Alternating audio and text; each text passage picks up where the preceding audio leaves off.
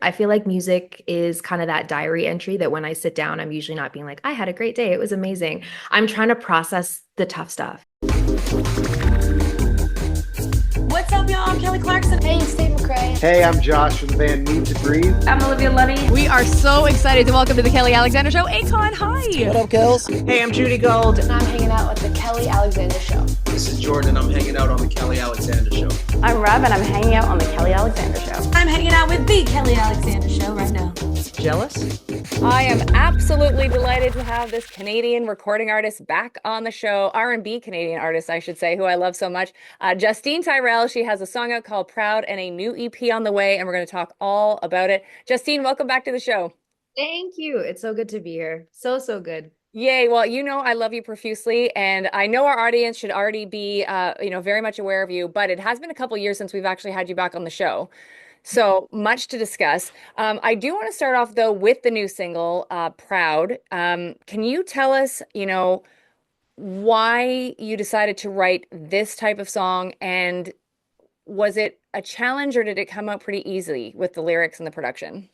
I actually love the fact that you asked if it's a challenge because I have always, like, if you've ever listened to my music, you know it's like moody. It's this person did that. It's conflicted. It's all the things, but it's never just love.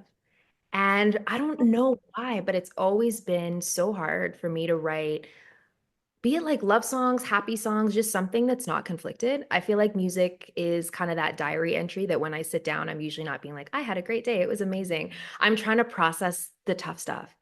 And I realized that is so embedded in my writing soul that it was tough when I was first thinking I'm going to go into this writing a love song.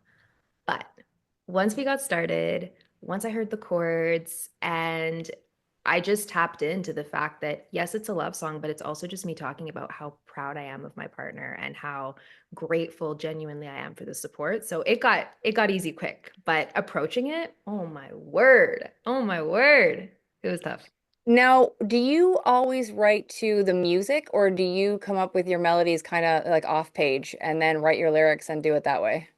I'm probably like I'd say a 90% to the music. There's a lot of times where I will get a riff or an idea. I mean, my phone's full of voice notes where I probably should circle back to that. But for the most part, especially with this song, this was born on the tail end of another session that we did where we were in that space of writing more kind of like banger, moody type of stuff. And at the end of the session, my producer's name is Eli Brown in Toronto. He just played a few chords, and I don't even know if it was his intention to start a whole new session at 4 in the morning that went till the next day. But yeah, when I hear the chords, it just I feel kind of informs the story. And I think that's part of what opened us up to write something that's warm and that's loving because the chords were just lush and they were just like inviting some warm goodness, inviting the fuzzies. Now, I love that, inviting the fuzzies. We should copyright that. That's a great Heard it here first. You heard it Here we here first. go. You mentioned something that your producer is in Toronto. You're in Calgary, so how does that work? So I should say he is one of the producers that I work with. I've got an amazing guy out here named Matt Zodeman who did the While You Were Sleeping EP and actually stuff coming up on this EP too. But with Eli, it is quite literally I get my behind on a plane. And for a while, I was going out there like once to twice a month. So I was doing almost half the month in Toronto, half the month out here. He would send me something, I would do a little voice note to it, send it back and forth, but it was a lot of travel. But both the guys that I work with are amazing, but he in particular, like he just dropped a song with Jesse Reyes and he produced for Giveon and Party and Drake and all the people. So he's worth the travel. He's worth the travel. That's awesome. Now, I actually have to ask you too, when you came on the show last time, we know you're based in Calgary and we talked a little bit about the music scene out there. So question number one would be, how is the music scene evolving, especially in your genre of R&B soul? Because again, and I think I even said these exact words to you the last time you were on the show. I think a lot of people would not envision Calgary as a hotbed of R&B soul music. So, What do you so mean? answer that first, and then I'll ask you part two. I think that word is slowly starting to spread that we do the thing out here. I think the coolest thing that I've witnessed over the last few years is because we don't have that defined R&B sound, it has made it easy to just sort of explore. And so the stuff that's coming out of Calgary, I feel like other regions sometimes have a sound. Like you hear a Toronto sound, or you can kind of tell when R&B music is coming from like Atlanta or wherever. But Calgary, I think we're very, very explorative. So I don't know. I'm seeing more artists pop up, but I think more than anything, I'm just seeing us kind of pave this sound that when I hear it, I'm like, that is not like, no, and no shade on Toronto or any other region, but it's just not like anything else I'm hearing. But yeah, I mean, there's a lot of live music venues that support R&B and soul music out here. So I think it's just a matter of you gotta go looking for it, but it's here. And that lends me to my next, or leads me to my next question. Like, did you ever feel the pull, especially you just saying like you make the trip, or you have made the trip to Toronto a lot. Like, did you ever want to go there, or even Montreal? Because I know a lot of people are making some pretty killer music in my neck of the woods. It's true. It's true. I mean, I don't want to dishonor my Calgarian roots, but there's been a lot of times when I've thought about it. And it is tough because I feel like a lot of the infrastructure, of course, has kind of been not here. Hmm. But when I'm tempted, I do try to just split my time and then foster what I can here. And I'm not gonna lie, cost of living, we were talking about this, cost of living in general is insane. But realistically, I'm like, you know what? It's probably a little bit easier on my bank account too to just go back and forth from time to time. But I don't know. It's also there's still something new happening here. And I feel like to leave that, you just sort of miss this opportunity to be a part of something that's growing. So call me sentimental. I will try to split my time for as long as I absolutely can until the forces show me that it's not possible. But and That's my interesting. here, Well, and it's interesting because like I've had two examples recently, like where I spoke to, well, it's been a little while now since we had Jamie Fine on the show, oh, and she is like staying in Ottawa unless unless she's changed her mind in the last several months that we've spoken, but like Ottawa is her town. She has no desire to go to Toronto except for like she kind of does you, like she'll fly in for a day, come back. But yeah. then I also recently had Zach Zoya on our show, and he is, a Montrealer for the most part. He obviously comes from a bit of northern Quebec, but he made the decision 2.5 years ago to go live his life in Los Angeles. And so, and it's, he's doing music similar to yours. And he felt like he had to go. He had to go experience what Los Angeles was. Has LA ever been a pull for you? It has actually, honestly, LA, New York, and Toronto, and London. The UK is called a lot too. It's it's tough because I'm also such a family girly, and like my parents and I are so close. They're my probably my best friends in the whole world. And they're so supportive. Anytime I tell them that we're even thinking for a minute when we were kind of thinking of moving to Toronto, my parents will like immediately go, like, run now, get the next flight. But I don't know. I just my heart's still here. But yes, LA, even when I've been just there for writing trips or quick jaunts out, the pace that everything moves and just the electricity, there is something to that. Hmm. And and with Toronto as well, like you can kind of just like I stumbled into a session with like Wonder Girl and just all of these things that you just kind of you don't just waltz into in Calgary. Hmm. So I can totally see the draw to those places. I can. Maybe talk to me in a year when I'm Yeah. I'm like, so listen, I gotta be honest, Kelly, some stuff has changed. Listen, never say never. I'm putting Mhm. myself in the never say never camp, Yeah. but Well, I know too for like, again, your style of music, R&B, soul, like again, obviously a lot of stuff comes out of LA for that and New York and even, now Atlanta has been a hotbed for a long time. Is there artists right now, like Canadian artists, in we'll say pop soul, um, that, inspire you or you'd like to collab with? Like even for example, she is a very much a pop artist. She told me she is, and so she doesn't even, I think, consider herself any part of being soul, but like Lou Calla. Like she decided she was going to LA and she's worked with Katy Perry now and all this kind of stuff. Yeah, so are there any Canadian artists that you just are super proud of and want to collab with? there's I mean, there's a bunch. Jessie Reyez is like I could die probably the next day happy if she would just even look in my general direction. So if her wants to collab, that's when I'll move to Toronto. Okay. So I think definitely. way up there. There's also an amazing artist that you might have heard of her too. She's out of Toronto. Her name is Looney. And funny enough, I ran into her at the Junos. I think it was a pre or post Juno thing a couple years ago. And I was like, you know what? I'm gonna shoot my shot. I'm gonna go talk to her. And then I just walked up and was like, I love you, bye. And I was super awkward and ran away. So I don't know if she'll want to work with me. We'll see. Um, but I think those are two for me that I'm adoring. Absolutely Amazing. adoring. Yeah. What Now, about talk to us about the EP that's on the way. Tell us the name of it, how many songs we're expecting, and is it a vibe or is it like thematic? hmm, I would say so it's called What We Don't Say. And it is we go from vibe, we go from dark, moody vibes to kind of opening up to more of a warm orchestral feeling with pieces like Proud. But I'd say it's a vibey journey.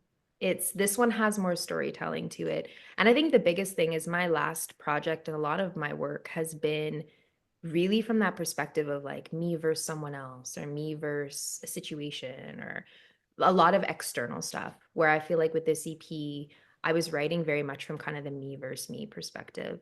And just a lot of like things like Ghost Town. There's a couple songs that I've released so far that will be on the project, but stuff like Ghost Town of just writing from a place of where I see I isolate myself when I'm not doing good. I see that, I'm not active on social media, I'm not reaching out to my friends and all of that. And I wanted to just sort of explore the things that I've been struggling with and kind of put some stuff out there that's like we can vibe and we can do all that, but what if we're making like mental health feel a little sexy? So this piece is, yeah, definitely more of a journey of just going from kind of a desolate place to just reaching a bit more of a fulfilled space. You have had over 500,000 streams so far in your career. What does that number sound like when someone says that to you? And, obviously to have 500,000 streams, like you're getting attention from other parts of the world. So, what's that like to know that you do have fans overseas? It honestly sounds way cooler when you say it than when I say it to myself. But you know how like you know these things, but yeah, hearing it back, it is special. I'm trying to when I'm hearing numbers like whether it's 500,000 or 500, like I picture that physical amount of people and I picture that in a room and I'm like I can't even comprehend if I was doing a show for 500,000 people. So to just know that my music has really reached those many ears, like my inner child is doing somersaults. It feels really special. Even things like we were in Japan a few weeks ago, and I was looking at some of my Spotify and Apple Music analytics, and the third most listened region next to Canada and the US was Japan. And that was a trip, just taking in this beautiful place. And like the fact that one person here would discover my music, like that never gets old. It feels really special. Were you Yeah. able to perform in Japan? No, not yet. This trip was part personal and part to kind of get a bit of a lay of the land, but it is on my hit list. I would love, love, love to perform in Japan. Definitely a Yeah. goal for next. Well, I Sure. think you totally should. And I mean, I don't think it's any surprise that the amazing Japanese people love soul R&B and hip hop. Like, so I Mm. think you'd fit right in. Well, thank Um, you. is Yeah. there a region? Because I know when I was interviewing Jamie Fine, we talked about how she's like become huge in South Africa. Like she has a crazy amount of following over there, and she's gone over and performed. And yeah, you have to check out her social media because she's been hanging out with elephants, like all this stuff. It's amazing. Is there a region apart from Japan that that's watching you or listening to you that is like a bit of a mind trip? Actually, yes. When I saw I had listeners in France, and specifically for a while, my releases, the number one place was always Paris. Like, how is this? So I feel bougie, Yeah. honestly. I'm like, anyways, people in Paris are just listening to my music. It's fine. They're just in Paris. But That's amazing. Do you like what's your thoughts? Like I know we talked about Los Angeles and maybe going to work there in studios or whatever, but with the type of music you do, again, like soul R&B, like obviously that's such a huge thing for Americans. And obviously a huge place where I think Canadians go to listen to soul R&B music. Is it important for you to break big there?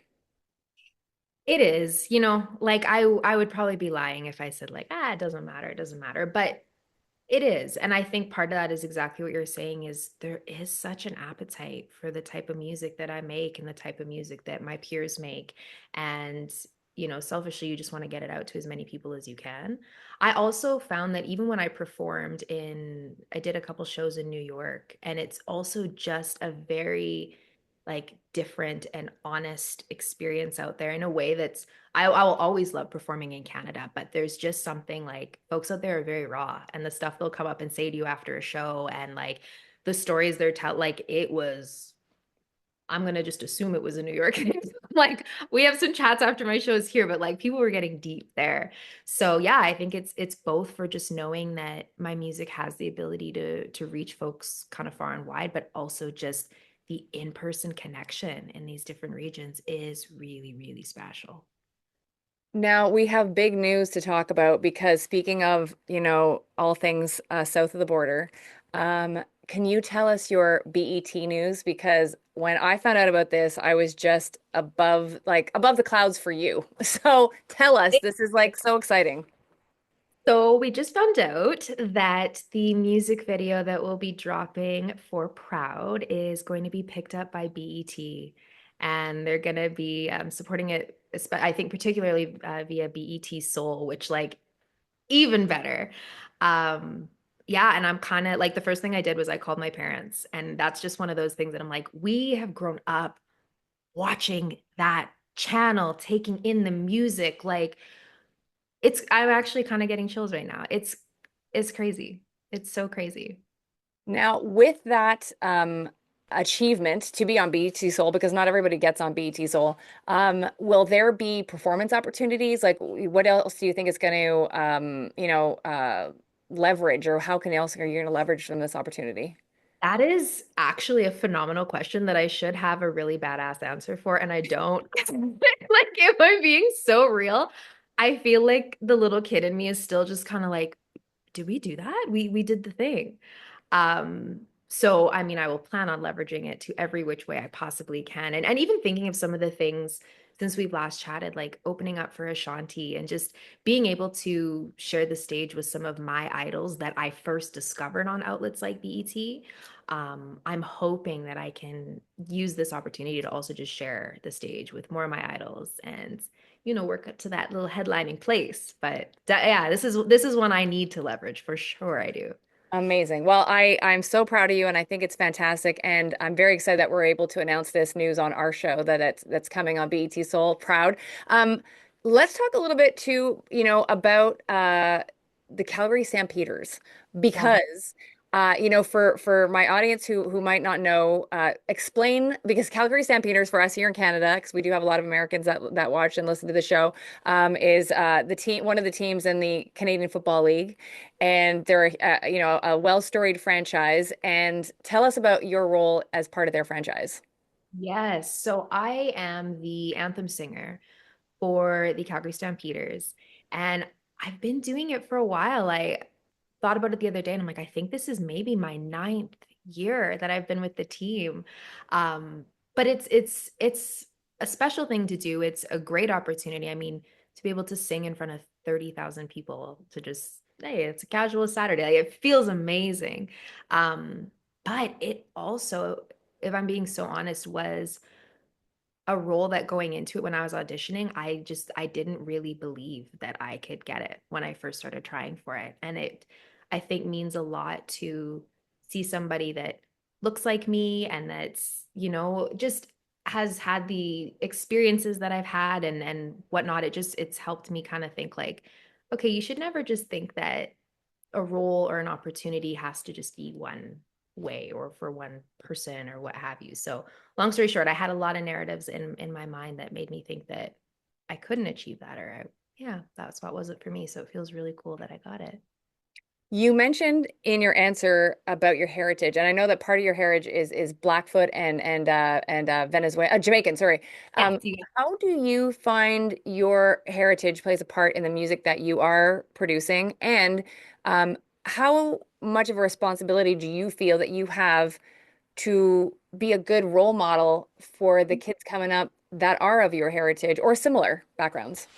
yeah, that's a great question. I think like the representation side, I know that we hear about it all the time, but like I can remember the first time that I saw someone that looked like me doing the things that I wanted to do and how much of an impact that made. And I remember specifically actually with the Ashanti show. Um, that was one where I looked out and I'm like, man, I see folks from all different backgrounds and all different walks of life. And that was a moment that it did kind of hit me that like I could be somebody that other folks look at and think like, okay, I see that. So it's hugely important. And in terms of how it works into my music, to be honest, my indigenous side and kind of the Blackfoot side musically and artistically is still something I'm exploring, to be really real. So I don't know that it comes out kind of in literal ways yet, but I think the biggest thing is just I always feel such a sense of pride for where I came from and what my family members have endured and just the storytelling that's there. So I'm trying to tap into a little bit more of the story side, but I think if anything, it's kind of just the pride knowing the legacy there. It just feels really special. When you are obviously, home in Canada and producing your music that you do in Canada, can you talk a little bit about, I know you've gotten some support from like the government, from some grants and stuff like that. For an upcoming artist who's listening to this right now, whether they're in Canada or in the States or wherever, obviously there would be similar grants, I'm assuming, in their countries, hopefully. Can you just talk a little bit about the work that goes into, finding these grants, getting, applying, because like it's not easy to be the artist that you are being independent. Yes, yes, yes. I love this question so much because for the longest time, I didn't realize grants were a thing. Totally did not realize. And I started Googling it. Like I was finding things like AFA, Alberta Foundation for the Arts. Factor is another amazing grant body. Canada Council has been really great. But it quite literally just started with Googling. I was like, what grants are available to Canadian artists? And to my surprise. And you know what? It's a lot of work, but I think the return for what is accessible to folks nowadays, it's kind of worth it. It's like, in university, you kind of sit down and you're like, okay, I got to do the paper. Here's my little list of what goes into it. But I find that I'm going to just generalize it as a week, sometimes more, sometimes less, but a week's worth of diving in and potentially being able to have the ability to do an album or a music video and just have that creative freedom is so worth it. And that even just flushing out a business plan and a marketing plan and the process I think that you go through when you're creating a grant, once we can kind of get over the daunting part of it, it I think just helps any artist flush out even what their vision is, like what your vision is, what your goals are, how you're going to get there. It's a roadmap that you just have to submit at the end of the day. So yeah, I would definitely say like if people look up, I specifically for Canada, I guess I can't speak to the US as much, but Factor, Canada Council, AFA, or whatever the provincial one would be for where folks are listening from. Um, there's a lot of great funding opportunities and opportunities too to collab. Like I started working with videographers and other producers, and you can kind of join forces and take on grants together. Like it doesn't have to be this solo thing that just falls on one person. There's also grant writers out there. Um, but yeah, it's once you get one down, it's not as scary as at least as I thought it was going into it, but it's so worth it. So worth it. What do you want to say to an up and coming artist right now who, obviously, I think all of us that are in the arts want to just be the artist, but all of us have to be, in our case, businesswomen, and obviously businessmen and all that sort of stuff. And so, what is that journey been like for you? Obviously, we've known each other for several years now, and you are the artist, but you're also the engine behind the machine. So how do you balance both parts? Not very well. Some days I feel like I'm like, look at her. She's a boss. She's a baddie. She's a CEO. And then other days I'm like, no, she's a trash panda, crying to her wine glass. So we're still figuring it out. But I think that over time, I realized that if I have the tools and have some of the abilities, at the end of the day, no one is going to know my vision better than me. And that goes for anybody, right? No one's going to be more passionate about what you do than you. So it's been a lot of trial and error. I think we were alluding to social media a little bit earlier too. I think that's probably the part that's the hardest for me. I find that like I like to put together the business plans, I like to put together the schedules, I like to do all that kind of stuff, but there's something about content creation that the last year it's had me in a little bit of a vice, and it feels sometimes when you're watching other people, you're like, oh man, that comes to them so easily. And I definitely sit there and think like, damn, these artists, they're doing it so easily. But for me, figuring out that side of it, I think is still where I'm like, okay, I gotta figure this out. But on the business side too, I do also have some amazing help now. I work with a great manager. Her name is Kenesha Alexander, and she's been huge support and slowly piecing together a bit of a team, a publicist. And I think that's the other side too, is yes, we are business women, we are business folks, but also knowing, okay, I could do this thing. But what are a few things that just because I could do it doesn't mean I should, and where can I get my time back so that there is still time to do the art side of it too. Yeah, I a million percent agree. Thank goodness for my social media manager, Zach. I love you. And I did want to ask you a couple of quick questions. Before my quick question, though, last one is about social media. Is there a platform that you feel most home on right now or at home at? And what is your relationship with social media? Like, how important is it for you as an artist to have this platform to help advance your career? Definitely Instagram. I think Instagram is where it's at for me. I have my like little TikTok girly moments where I post a few videos and I'm like, she's brilliant. And then I ghost TikTok for a little bit. I probably shouldn't be saying that, but it's the truth. Instagram, I do really like it, but specifically stories. And I think that just probably how a lot of people feel because it's temporary. And yes, it's the internet, but it doesn't feel like you're going to put something out there that's going to live forever. It feels more spontaneous. And I think that when it comes to my relationship with social media, that's where I feel a little bit that struggle comes back in because I'm like, for me, everything about social media, maybe the way I'm approaching it, it doesn't feel spontaneous. And I'm probably overthinking it, but it feels like, hey, you got to plan your content and, schedule all the things. Whereas with stories, I think I just give myself permission to have the freedom to just do whatever Mhm. and share and get feedback too. I love using my stories to get feedback on songs or ideas that I'm working on or just random thoughts or if I'm having a down day to not show up on social media like I'm having an up day when I'm not having an up day. So, yeah, I think I feel my relationship with social media warming back up where when I look at mentally how I feel about stories, I'm like, I just have to apply that to everything else and it will get easier. Because it's also, as much as it feels like a heavy thing for all of us sometimes, try to balance social media, it is also such a gift. Like the fact that we can bring our music directly to people is huge. It is huge. So I think it'll always be a bit of a push and pull, but we're getting there. We're Getting getting there. So, a couple of fast fact questions for fans who are going to get to know you a little bit better. What is the screensaver on your phone? It's me and my husband on our wedding day. Yay! Actually, you know what? Let me just show you this real quick. It's real cute. Oh, so cute. Amazing. That's good.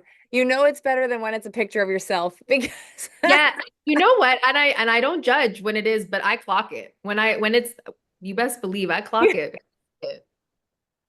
yeah, I agree. What is always in Justine Tyrell's fridge? Oh, I would say probably table grapes and egg whites. Oh, that's jazzy. Like You that. know, yep. If you could be on a group text from any like TV show or sitcom, like what cast in real life would you like to be on a group text with? Oh, this is good. Okay. I wouldn't want to participate like as I'm gonna go through the experience, but I'm trying to know the tea on ultimatum. Okay. Like, because here's the thing, I want to know, like you go out and have your interactions. I want to know like what you're saying behind closed doors. I'm nosy. I want it all. I want it all. So definitely ultimatum. If you could switch places with another artist for one day, who would it be and why? What comes to me is an artist that's no longer with us. So maybe this is a terrible answer, but Amy Winehouse. I just, she will always go down as just one of my ultimate queens, but next and with Aaliyah, of course. But I think just like seeing her process and seeing what she really went through and seeing just who she was as the person and yeah, oh God, everything about her. I would take a day as Amy for sure. If you could be in a girl group with four other kick butt ladies, so Justine, Tyrell, and Right? who's my four others? Okay, so we have me, we have our girl Jessie Reyes. We have Ari Lennox. She's coming to show up. We have Maya because she's gonna bring us back the feels from back in the day. Ooh, I have one more, two Yeah, more. one more, one more. Oh, I am gonna say probably the bad gal herself, probably Miss Riri, Nice you know? choice. So, Not a bad group. hopefully she'll drop that ninth album we've all been waiting for. I'm saying, we're That's ready. amazing. What message do you want to leave your fans with and new fans who are gonna show up for you now that they've watched this interview? Hmm. I think just that showing up as yourself and when you don't feel okay and the days that you want to turn inward and isolate, just try to create and go through the motions and be really honest about that, that we don't always have to be like, hey, how are you? Oh my God, I'm great. How are you? I don't know that we're all great right now, and that is so okay. And that's just very much the space I'm in. And yeah, I hope people feel that getting to know my music and me and my community is an invitation to just come as you are. Amazing. I love you. Thank you for doing this. Thank you so much for having me. That is Justine Tyrell. Do not forget to hit up her website, justinetyrell.com. You'll grab all of her social media handles and you will find out about her new song and her new EP, which is on the way. And also, do not forget to support her when her new song, Proud, hits BET Soul. Hey, it's Kelly Alexander, and thank you so much for watching. Please make sure to subscribe to our YouTube channel, youtube.com/Kelly Alexander Show, so you are the first in line for all the cool content coming your way.